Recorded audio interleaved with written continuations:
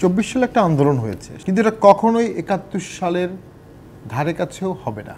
ছাত্ররা যারা রক্ত দিয়েছে, ত্যাগ করেছে, তাদের দেশ গড়ার একটা অফুরন্ত প্রাণশক্তি ছিল। আগস্টের ঘোষণাপত্র দিতে চায় জুলাই বিপ্লবের তারা, কিন্তু সেটা পিছিয়েছে এবং রাজনৈতিক দলগুলোর সাথে সরকার আলোচনায় বসতে চাইছে। শামীম হায়দার পাটোয়ারি, জিজ্ঞেস করি যে এই ঘোষণাপত্রের সাথে জাতীয় পার্টির অবস্থানটা কি, তারা সম্মতি দিবে কিনা? ঘোষণাপত্র ২৪ সালে একটা আন্দোলন হয়েছে, সেখানে অনেক মানুষ প্রাণ দিয়েছে, অনেক ছাত্র প্রাণ দিয়েছে, একটা গভর্নমেন্ট পালিয়ে গেছে। অবশ্যই এটা খুব গুরুত্বপূর্ণ টার্নিং পয়েন্ট, কিন্তু এটা কখনোই ৭১ সালের ধারে কাছেও হবে না। আমি অনুভব করছি কেউ কেউ তাত্ত্বিকভাবে ৭১ এবং ২৪কে মুখোমুখি অবস্থানে রাখার চেষ্টা করছে। ৭১ একটা ঘোষণাপত্র ছিল, ২৪-এর একটা ঘোষণাপত্র লাগবে। ২৪-এর ঘোষণাপত্র সংবিধান আনার দাবি হয়তো চলে আসবে। তো এটা যে কোনো সংগঠন, যে কোনো ব্যক্তি যে কোনো দাবি করতে পারে, কিন্তু রাষ্ট্রীয়ভাবে এটা কতটা গ্রহণযোগ্য? আর আপনি ঘোষণাপত্র ফলোড বাই এ বিপ্লবী সরকার, কারণ আপনার ১৭ই এপ্রিল যে ঘোষণাপত্র হয়েছিল দ্যাট ওয়াজ ফলোড বাই এ বিপ্লবী সরকার। তাহলে এখন কি ঘোষণাপত্র দিলে বিপ্লবী সরকার হবে? তা সেই সরকার যদি হয় তাহলে ইউনূস সরকারের কি হবে?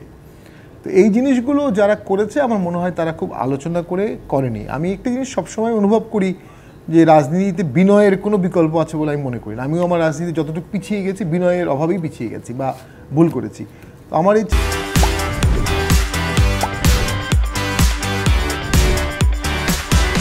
ছাত্ররা যারা রক্ত দিয়েছে, ত্যাগ করেছে, তাদের দেশ গড়ার একটা অফুরন্ত প্রাণশক্তি ছিল। তাদের মধ্যে ইসলামিক ভাবধারা আছে, তাদের মধ্যে বামপন্থী ভাবধারা আছে, তাদের মধ্যে তীব্র অ্যান্টি ছাত্রলীগ আছে, আবার কেউ কেউ দেশটাই করতে চাচ্ছে।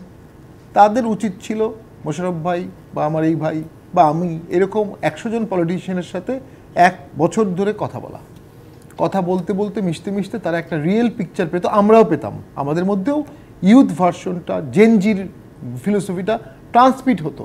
কিন্তু এখানে একটা একচ্ছত্রবাদের দৌড় চলেছে যে কে আন্দোলনটাকে ক্যাশ করে ফেলবে কুইক, এবং যেটা হচ্ছে ইভেনচুয়ালি নাগরিক বৈষম্য বিরোধী ছাত্র একটা কমিটি আছে, নাগরিক কমিটি, ইনকিলাব মঞ্চ, গণ অধিকার যেটা নুরুর দল, সেটা প্রাচীন দল, সব আছে।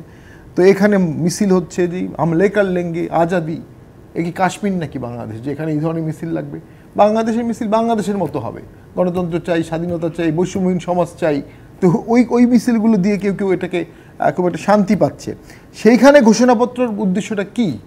ঘোষণাপত্রের উদ্দেশ্য একটাই হতে পারে, জলটা ঘোলা হয়ে যাবে, ঘোলার মধ্যে কে মাছ শিকার করবে। আমার দৃঢ় বিশ্বাস কে মাছ শিকার করবে যা এই ছাত্ররা জানে না, এবং যখন মাছ শিকার কেউ করে ফেলবে তখন একসময় এই ছাত্রদের একটা বিশাল অংশ বলবে ভুল হয়ে গেছে।